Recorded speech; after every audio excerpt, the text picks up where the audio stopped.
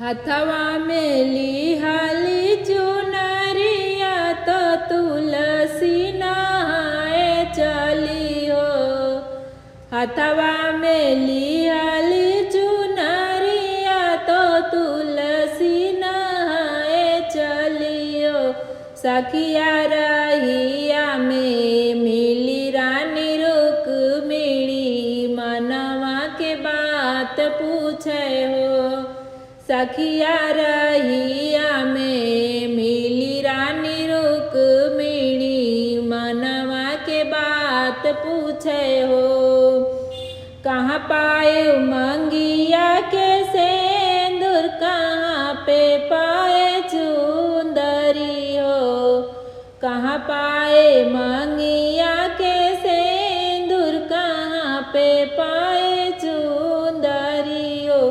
तुलसी कहाँ पाए हो सुंदर सजनवा तो हाथ के कंगनवा हो।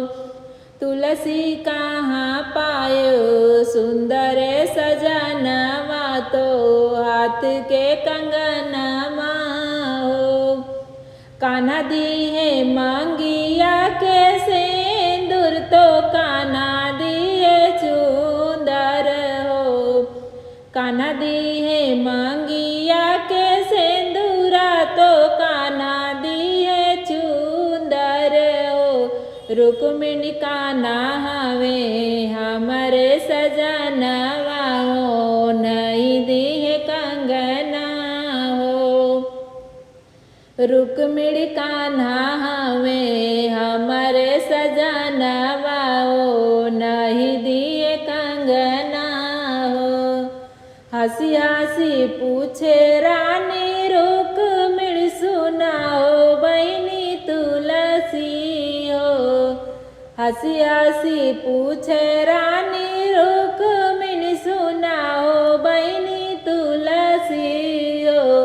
तुलसी कावने कावन ताप कइलू कन्हैया बर पावे हो।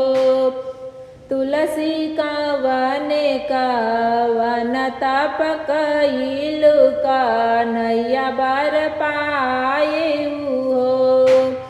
नित उठ भोरे नहाए सूरज पैया लागे हो। नित उठ भोरे नहाए सूरज पैया लागे हो।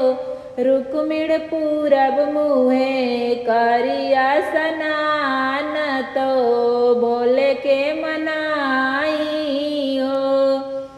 रुक्मिणी पूरब मुहे करिया स्नान तो बोले के मनाई हो। उत्तर मुहे करिया स्नानवा गंगा मई के ध्याइला हो। उत्तर मुहे करिया स्नानवा गंगा मई के ध्याइला हो। रुक्मिणी दक्षिण मुहे करिया स्नानवा बजरंग बलि ध्याइला हो। रुक्मिणी दक्षिण मुहे करिया स्नानवा बजरंग बलि ध्याइला हो। रुक्मिणी विधि से रहे तवार कन्हैया बर पायु हो। रुक्मिणी विधि से रहे तवार कन्हैया बर पायु।